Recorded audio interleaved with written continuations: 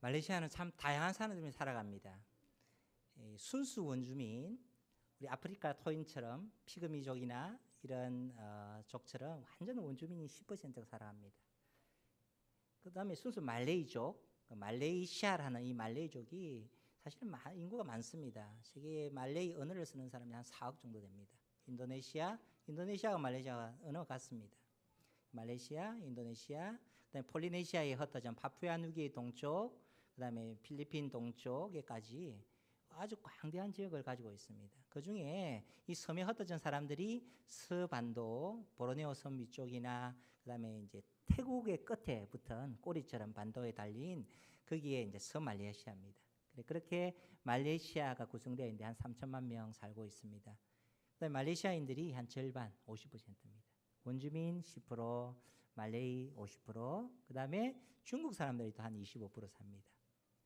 중국계가 제일 많이 사는 나라가 말레이시아입니다. 그래서 말레이시아가 중국 사람들 때문에 조금 국민소득이 높게 나옵니다. 사실 중국 사람들 때문에. 말레이들은 사실 그렇게 썩 잘 살지 못합니다. 그 다음에 저 인도의 남쪽 타밀 지역에서 끌려온 사람들이 있어요. 노동자로. 인도계 타밀계 사람들이 한 7, 8%도 살고요. 말레이시아는 영국의 지배를 받았기 때문에 북유럽 사람들이 또 많이 삽니다. 북유럽이 너무 추우니까 말레이시아에서 한 2개월, 3개월 있다가 또 북유럽으로 가기도 하고요. 그래서 북유럽에 사는 사람 이렇게 다 합치면 100이 됩니다. 100%가 됩니다. 자, 그러니까 여러분 보셨다시피 저희들 사역도 다양합니다. 그러나 우리의 궁극적인 사역은 이슬람입니다. 이 거의 2천만, 1,800만에 가까운 이 이슬람들 0%입니다. 1,800만의 민족이 개종자가 거의 없었습니다. 2011년도에 저희 가서 이슬람 훈련을 받았습니다. 받을 때에 우리가 질문했습니다. 강의자한테 이슬람 사역하시는 그 중국계 목사님한테 목사님 정말 이 땅에 순수 말레이족 2천만 명 중에 개종한 사람이 과연 몇 명이나 될까요? 그러니까 제가 어림짐작 해보건데 뭐 싱가포르에 넘어가서 싱가포르하고도 붙어 있습니다. 서말레이시아 제일 끝에 싱가포르에 나라 있는데 다리가 2개 있어요. 그 다리만 건너면 싱가포르입니다. 그러니까 말레이시아 사람들은 오토바이를 타고 가서 싱가포르에 가서 복음을 많이 받았습니다. 지금 한 3천만 명, 3천 명 정도 될 겁니다. 2천만 명 중에 3천 명 정도. 작년에 우리가 또 같이 이슬람을 위해서 우리가 많은 모임을 하고 있습니다.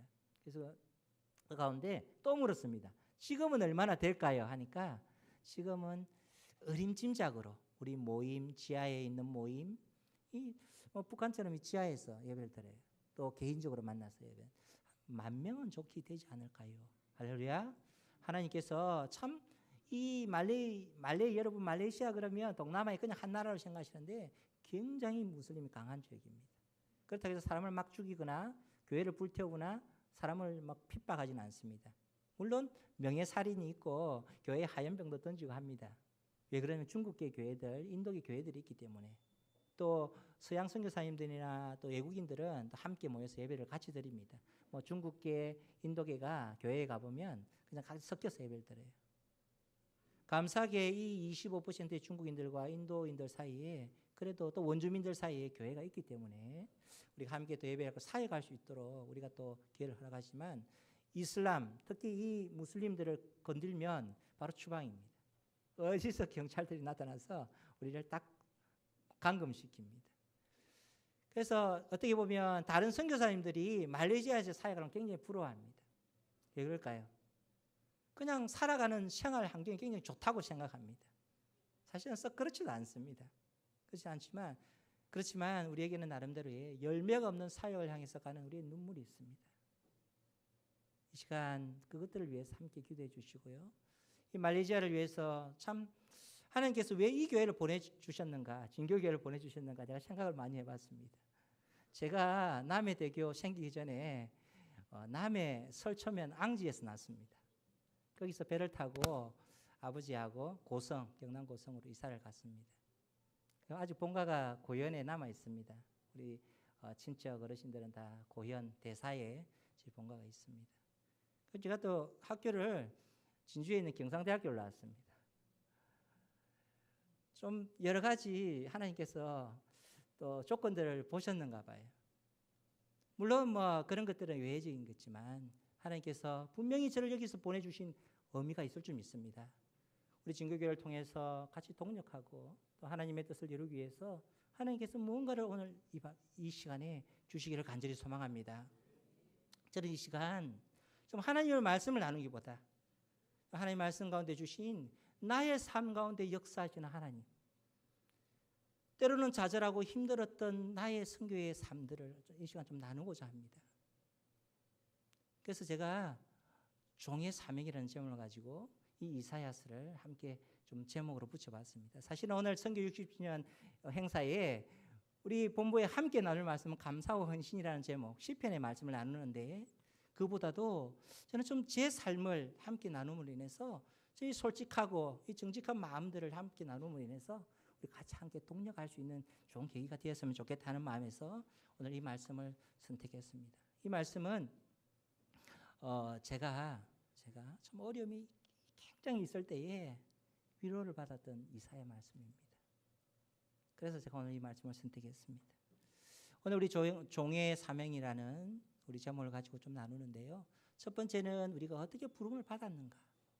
두 번째는 부름을 받은 사람으로서의 우리가 어떤 시련과 훈련과 연단이 있는가. 그리고 그 연단 속에서도 어떻게 하나님의 확정하심으로 우리의 믿음을 굳게 지키고 나아갈 것인가. 마지막으로 우리가 그런 확정함, 나아감 속에 얼마나 어떤 기대와 소망을 가지고 나아갈 것인가를 오늘 좀 나누고자 합니다. 저에게 솔직히 하나님의 부르심은 참 너무나 컸습니다. 저는 좀 일찍 외국에 나간 편입니다. 대학교 4학년 때 1992년도에 필리핀을 갔습니다. 그것도 우리 시골에 있는 교회 목사님 아들이 필리핀에 가야 되는데 가이드를 해줄 사람이 없는 거예요. 그래서 제가 학교 주에 방학이지만 공부를 하고 있었습니다. 그래서 집에서 이제 연락이 왔습니다. 야, 이런 이유로 필리핀에 가봐라. 나는 좀 가기 싫었습니다. 그때 제가 대학교 4학년이기 때문에 저는 호주로 유학을 가고 싶었습니다. 영어를 좀 더 하고. 그래서 제가 무역학과를 나왔는데 조금 이렇게 무역의 전반적인 세계 국제 물류에 대해서 조금 많은 공부를 하고 싶었습니다. 근데 필리핀에 처음 갔는데요. 그때 마침 한 선교사님이 빈민가에 개척을 하기 시작했습니다. 막 이제 마닐라 빈민촌에서. 근데 어느 날 하루 이 선교사님이 비가 엄청 오는데 우산을 쓰고 어린애들을 탁 받치고 자기는 비를 이렇게 쫙 맞으면서 오시더라고요. 왜 그러는가 알았는데 그걸 한두 주 지난 그 이유를 알았습니다. 이 애들이요 비를 맞으면 폐렴에 걸립니다. 빈민가의 안 좋은 환경 속에 막 집에 가면 지가 막 이렇게 기어다니고 그 세제 냄새, 뭐 가끔 썩은 물 냄새, 집 안에 그런 냄새가 엄청 납니다. 그리고 차 다니는 도로하고 이렇게 이 집하고 높이가 똑같아요. 그런 것들을 이 선교사님이 열심히 다니면서 전도를 하시더라고요. 그래서 제가 그때 그 선교사님 그때 30대 중반이었습니다. 저는 이제 27인가 정도 됐고요. 대학교 4학년이었으니까. 이 사람이 여기 왜 왔는가라는 의문이 들었습니다. 저도 모태 신앙이었고 저도 하나님 믿고 있지만 이 젊은 사람이 이 혈기왕성 여기 왜 와 있는가. 그 장면을 볼 때 우산을 탁 받친 장면에 그게 사진으로 탁 찍혔습니다. 그때부터 저는 고민하기 시작했습니다. 아이 조그만 아이 둘, 무슨 아이 둘이고 빈민촌을 맨 놓으면 전도하러 다니고 사모님하고 내하고 어린이 주일 학교 한다 이 전봇대에 딱지 붙이고 다녔습니다. 이 왜라는가 의문이 계속 생겼습니다. 이 빈민촌에 그때부터 나도 선교사가 되어야 되겠다 하는 생각을 했습니다. 참 귀한 일을 하는구나.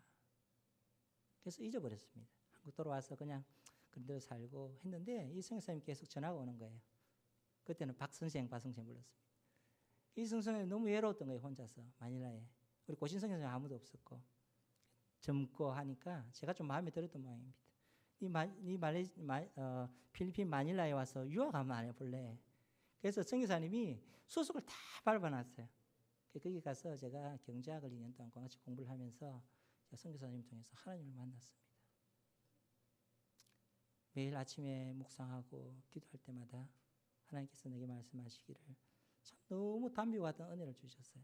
그래서 참 제가 대학하기 졸업하기 얼마 전에 참 방황을 많이 했습니다. 대학 동안에 참 여러 가지 방황을 참 많이 했는데 그 선교사님을 통해서 제 인생의 터닝 포인트가 되고 정말 내가 선교사로서 목회는 아닙니다. 절대로.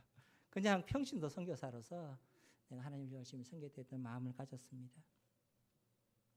그런데 참 여러 가지 상황 가운데 하나님께서 저를 부르시기를 그러니까 국내에 와서 제가 필리핀에서 한 7년을 생활을 했습니다. 그리고 이제 선교사 훈련을 받으려고 여기 있는 아내하고 이제 결혼도 하고 아내를 데리고 들어갔습니다. 내가 필리핀 2년 차 있다가 한 2년 후에 한 5년을 필리핀에서 아내와 같이 살았습니다. 5년 동안에 제가 아기가 없었습니다. 자녀가 없었어요. 지금은 셋이나 있지만 그때는. 근데 하나님께서 한 5년이 지나고 우리 큰애 할인이를 주셨어요. 감사해요. 하나님 감사합니다. 그래서 우리 아내와 손잡고 여보 우리 이제 선교 훈련을 받자. 그래서 이제 한국 나가서 우리 훈련 받고 하나님 보내주신 어느 땅으로 가자. 그래서 이제 나왔습니다. 막상 나오다 보니까 사실은 뭐 이렇게 이런저런 생활하다 보니까 선교 생각 잊어버리고 또 형님하고 새로 사업을 또 새로 시작했어요. 하다 보니까 그런 가운데 하나님께서 어떤 마음을 많이 주시냐면 선교의 훈련 과정 가운데 목회도 훈련의 과정이라면 네가 할 수 있느냐라 하나님께서 말씀하셨습니다. 그때 제가 무너졌습니다. 하나님 그러면 제가 가겠습니다. 그러면 제가 가겠습니다.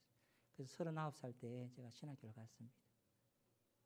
모든 거 다 버려두고 모든 거 형님한테 다 이제 물려주고 내가 가진 것도 모든 거 다 주고 묵묵히 갔습니다. 그리고 7년 동안 한국에서 제가 부교역자로 김해 농촌마을에 또 부산의 구포에 구포 3동 꼴짝이입니다. 굉장히 꼴짝에 나이가 많으니까 크고 좋은 교회 이런 중고교회 같은 데는 불러주지 않아요. 그래서 그런데 마지막에 조금 규모가 있는 창원에 있는 중앙동교회에서 제가 사역을 했습니다. 하고 사역을 하는데도요 선교에 대한 생각 또 잊어버려요. 중앙동교회 담임 목사님이 야 우리 교회도 60주년인데 개척하면 박 목사님 나가라. 네가 개척 우리가 교회에서 다 밀어줄 거니까. 그것만도 좀 솔깃하더라고요. 솔직히. 내가 필리핀에 살아봤으니까. 그런데요 하나님께서 교묘한 방법으로 보낼 사람은 또 보내십니다. 사실은 제가 2011년 2월 23일 날 비행기를 타고 김해에서 갔습니다. 김포 인천국제공항에 갔습니다. 부산에서 그 당시에는 가는 비행기가 없어서 저희 누님과 매형 조카들이 배웅을 하고 인천까지 가서 새벽 1시 비행기를 탔어요. 새벽 1시. 다음 날 비행기죠. 24일 날 비행기인데 비행기가 마침 텅텅 비어서 뭐 거의 앉지 않은 자리. 그래서 우리 가족은 맨 뒤에 가서 이렇게 5명. 그때 우리 지금 6살 수린이가 갓난 애기였습니다. 새놈을 마지막 의자에 눕히 놓고 제가 김밥을 그때는 사갈 수 있었습니다. 김밥 한 줄과 물을 마시면서 또 앉아보니까 너무 처량한 거예요. 내 평생을 바쳐야 되는데 자신도 없는 거예요. 두려움이 몰려오기도 하고 그래서 비행기 제일 끝자리 그 벽에 내가 기대어서 울었습니다. 하나님 내가 어떻게 살까요? 자신도 없고 내가 막내로 자랐거든요. 그냥 유약합니다. 근데 이런 놈을 왜 선교사로 만들어셔가지고 또 목사로 세워가지고 이제 뭐 빼도 박도 못하게 난리를 보내십니까? 이 딸 아내가 쭉 자고 있는데 눈물이 툭 나더라고요. 그런데 너무나 감사한 것은 4년 동안에 하나님께서 저를 버려두지 않으셨습니다. 어려움과 시련이 있어도 그 순간순간마다 놓치지 않은 손길. 오늘 밤을 새워서 이야기해도 시간이 모자랄 정도로 하나님께서는 우리를 붙들고 계셨습니다. 물론 이 부르심에 우리가 하나님께 정말 내가 이 소명을 받고 내가 선교사로 또 목사로서 또 선교지도 목회자는 마찬가지로 똑같습니다. 문화가 사람들이 다를 뿐입니다. 그래서 내가 그곳에서 사역하고 또 힘을 바치고 하는 동안에 정말 하나님께서 나를 붙드시고 나를 이끌어 가시는 그것들 돌아보면 참 감사하지만 그렇지만 또 시련이 있습니다. 시련 가운데 내가 그걸 어떻게 또 극복하고 이겨나가야 될 것인가. 소명은 받았지만 내가 앞으로 나아가지만 그 속에 우리 많은 걸림돌이 있습니다. 오늘 말씀에 보면 우리를 칼같이 연단시키시고 화살을 가는 것 같이 우리를 연단시킨다 했습니다. 이런 슬픔들이 어떤 것이 참 내가 극복해야 될, 또 내가 연단받아야 될 훈련인가. 저는 가족이었습니다. 가자마자 정신없이 언어를 한다고, 아내는 우리 막내를 키운다고 7살 때 가니까 아내도 노산을 했습니다. 40이 넘어서 막내를 낳아가지고 훈련 받고 있을 때 아기가 생긴 거예요. 하나님 선물을 셋째, 그것도 너무 예쁜 딸을 주셔가지고 제가 참 감사하고 있지만 참 키우는 데는 참 힘들었습니다. 제가 아이가 열이 40도 올라가는 것들을 말레이시아 가서 처음 알았습니다. 40도. 맨날 아내하고 응급실 가고 병원에 가고 밤도 자지 못하고 참 아내가 많이 힘들었어요. 그렇지만 이런 시련, 어려움 속에서도 우리가 정말 하나님을 붙들고 나아가야 될 것들 기억하지만 현실적으로 닥치면 그런 현실과 하나님이 주시는 약속 가운데 있는 괴리감들을 극복하는 것은 너무나 힘듭니다. 저희 가정이 힘들었던 것은 가족입니다. 하나님께서 우리를 연단시키시고 훈련시키는 가족이었습니다. 제가 선교지로 떠나가기 전에 어머님, 아버님이 2001년도 돌아가시고 어머님이 2007년도, 그 다음에 할아버지, 할머니가 살아계셨어요. 할아버지가 2011년 우리 나가기 한 달 전에 돌아가셨어요. 93세의 나이로 돌아가셨는데 참 마음이 한편으로는 짐을 드는 것 같기도 하고 괜찮았는데 할머니가 또 살아계셨어요. 가자마자 정말 어머니 같은 저희 누님이 어릴 때부터 저를 키웠던 누님이죠. 9살 차이 나는 누님이 투병 생활을 하셨어요. 공항에 바르다 주고 병원에 갔는데 자궁암 말기였어요. 참 그 사실을 누님이 교회 권사님이세요. 기도를 많이 하시던 분인데 동생 걱정한다 숨기신 거예요. 누님 돌아가시 한 달 전에 알았습니다. 조카와 함께 화상 채팅을 하는데 누님이 보여주는데 앉아서 대화를 못하는 거예요. 침대에 누워서 얼굴은 퉁퉁 부어있고 제가 불면증에 한 달 동안 시달렸습니다. 참 가기 전에 누님한테 제가 잘 가라고 인사하고 기도라도 한번 해주고 싶었어요. 와서 사정이 잘 안 되는 거예요. 여의치 않았어요. 어떻게 해서 마침 그때 아내가 너무 고생이 좀 심해서 갑상선에 문제가 생겼습니다. 여기서도 조금 안 좋아서 갔는데 결국 갑상선 암이었어요. 여기 수술 받았는데 아내하고 급하게 나왔습니다. 공항에 나오니까 큰형님이 인천공항에서 마중 왔더라고요. 누님 3시간 전에 소천하셨다고 하셨습니다. 참 선교사로서의 나의 목숨, 또 내가 인생의 모든 것을 바친다고 나갔지만 저는 참 여립니다. 이런 데서 무너질 때 참 하나님 참 이거 너무 하시지 않습니까? 나는 잘하려고 하고 나의 가장 든든한 기도의 동력자였습니다. 저희 누님이. 새벽마다 제일 마지막에 나가서 앉아서 기도하시고 제 할아버지가 정말 참 기도의 분이었습니다. 새벽 3시 반만 되면 돌아가시는 날도 새벽기도 갔다 오시고 아침 식사하시고 커피 한잔 하시고 침대 옆에 기대어서 돌아가셨습니다.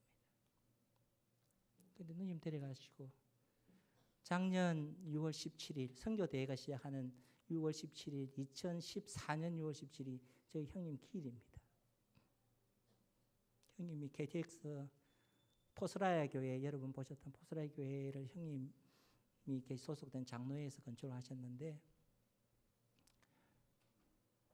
헌당식을 위해서 서울에 장로님들과 의논하러 가시다 KTX에서 심장마비로 소천하셨습니다. 6월 17일 아침에 급하게 제가 전화를 받고 나왔는데 정말 그때는 정말 하나님을 원망했습니다. 하나님, 형님도 참 신실한 교회 장로였습니다. 좀 착한 분이세요. 하나님 이거 너무하지 않습니까? 정말 저는 늦게 신학하고 아무 백도 없고 아무 연고도 없이 그냥 성경에서 나갔습니다. 목사도 되고.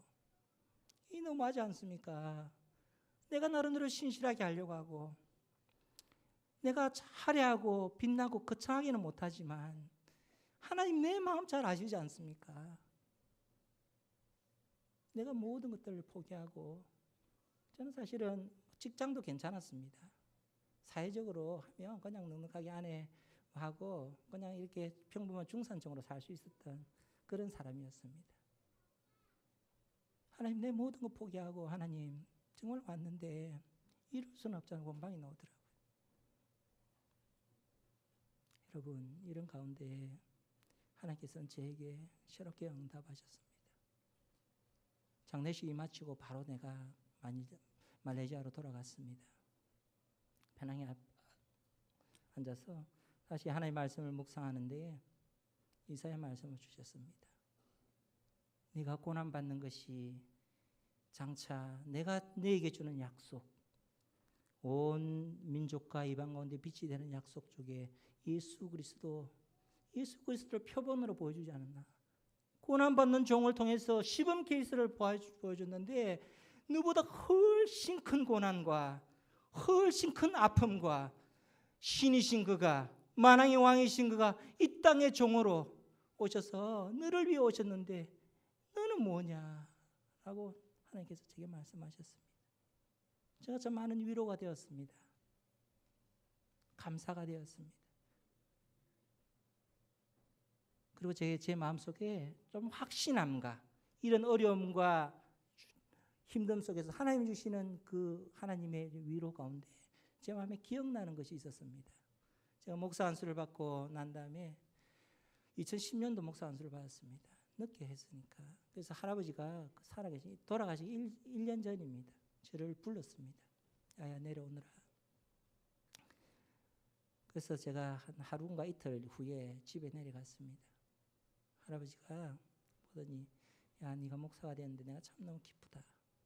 손을 꼭 잡으시는데 네가 나를 위해서 기도를 좀 해줄 수 있겠나 이야기를 하더라고요.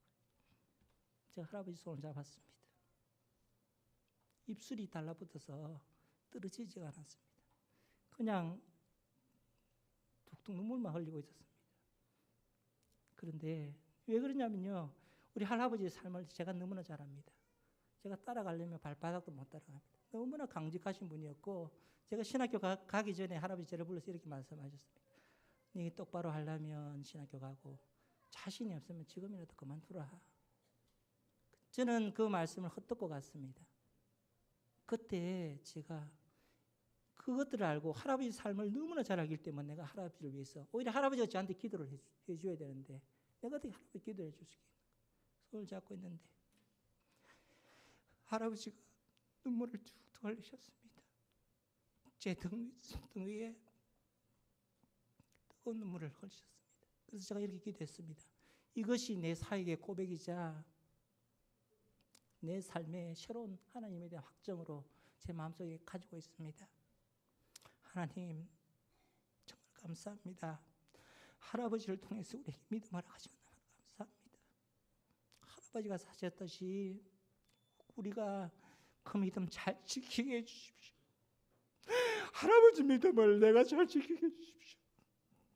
제가 따라가려면 100분의 1도 안 되지만 솔직히 우리 주님 이전에 저는 할아버지를 닮고 싶었습니다. 할아버지 믿음 반만 닮을 수 있도록 할아버지를 닮아서 우리 할아버지 믿음이 우리 자녀대에 흘러가고 그것이 야곱의 담장이 능쿨이 되어서 참 부끄럽지 않은 목사가 되게 해달라고 제가 기도했습니다. 이 마음 지금도 간직하고 있습니다. 여러분 변하지 않도록 기도해 주시길 간절히 소망합니다.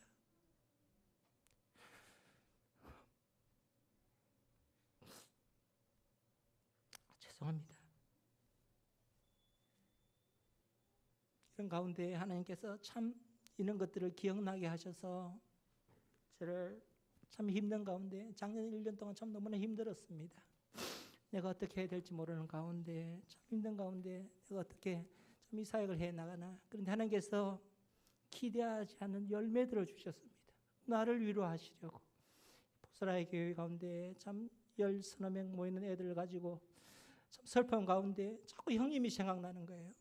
그 교회를 갈 때마다 형님이 생각나고 형님도 참 제가 어려운 일이 있고 힘든 일이 있으면 꼭 형님하고 논했어요. 어릴 때부터. 아버님이 직장생활을 오래 부산에서 오래 하셔가지고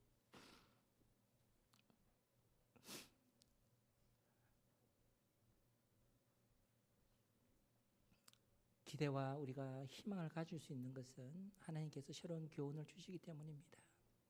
하나님께서 저에게 이런 고난과 어려움 가운데 참 주신 세 가지 하나님께서 깨달음이 있습니다. 첫 번째는 너희 누나, 너희 할아버지, 형님, 부모님을 의지하지 말라. 이사야서에 보면 많은 내가 너희 하나님 됨이니라. 어떤 어려움과 어떤 두려움 속에서도 내가 너를 붙들리라고 약속하신 약속이 이사야에 있지 않습니까? 주여 하나님만 바라보시기 바랍니다. 또 두 번째 얻은 교훈이 무엇이냐면 날마다 형님이나 누님이나 모든 사람들 우리 주위에 우리 많은 교회의 동력자들 후원 교회들을 제가 쳐다만 보고 있었습니다. 무엇을 주지 않을까. 그렇지만 우리는 베푸는 자가 되어야 될 줄 믿습니다. 너는 이방의 빛이라. 그때부터 제 마음속에 그렇구나. 나는 언제나 뭔가를 기대하고 선교사는 항상 목회자가 될 때부터 그런 마음이 내 속에 의연중에 있었습니다. 그러나 이제 우리는 주님의 종으로서 섬기고 베풀고 또 베푸는 자로 섬겨야 되겠다는 생각을 했습니다. 마지막으로 느낀 것은 우리의 친족, 혈육이 우리에게 참 중요합니다. 가족이 중요합니다. 그렇지만 더 중요한 것은 우리의 믿음의 동력자들이 더 중요한 것을 깨달았습니다. 할렐루야. 진교교회의 성도 여러분, 우리도 신실한 우리의 형제, 그리스도 안에서 형제 자매인 줄 믿습니다. 참 많은 선교사님들이 많은 한국의 고국의 많은 분들이 저를 위로해 주셨습니다. 진심 어린 위로 가운데 그렇구나. 제가 참 어렵고 힘들 때에 저는 가끔씩 혼자 앉아서 기도하고 찬양을 하는 시간을 갖습니다. 그때 하나님께서 우리 반주 좀 부탁할까요? 그때 하나님께서 제게 이 찬송을 주셨습니다. 복음송입니다. 오래된 찬양인데 이 찬송을 제가 아마 10분, 20분 계속 불렀어요. 울면서 계속 불렀습니다. 여러분 가사를 생각하시면서 제가 1절하고 또 우리 여러분들이 이제 함께하고 그래서 우리가 오늘 이 시간을 마무리하고자 합니다. 이것이 나의 고백입니다. 정말 하나님께서 이 찬양을 통해서 정말 큰 위로를 주셨습니다.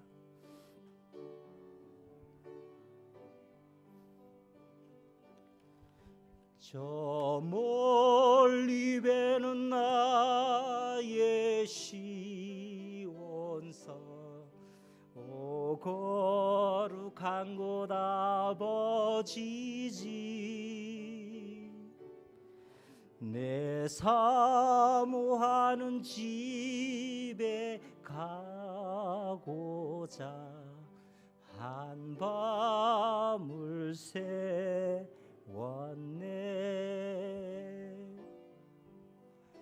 망망한 바다 위에 이 몸이 상할지라도 오늘은 이곳 내일은 저곳 주복음 전하리 우리 뜻을 생각하면서 함께 2절 하겠습니다. 가득한 나의 갈 길 다 가고 저 동산에서 편히 쉴 때 내 고생하는 모든 일들을 주께서 아시리 빈들이 나 사막에서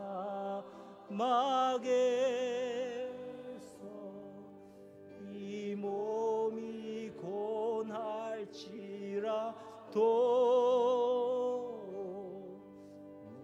내 주 예수 날 사랑하사 날 지켜주시리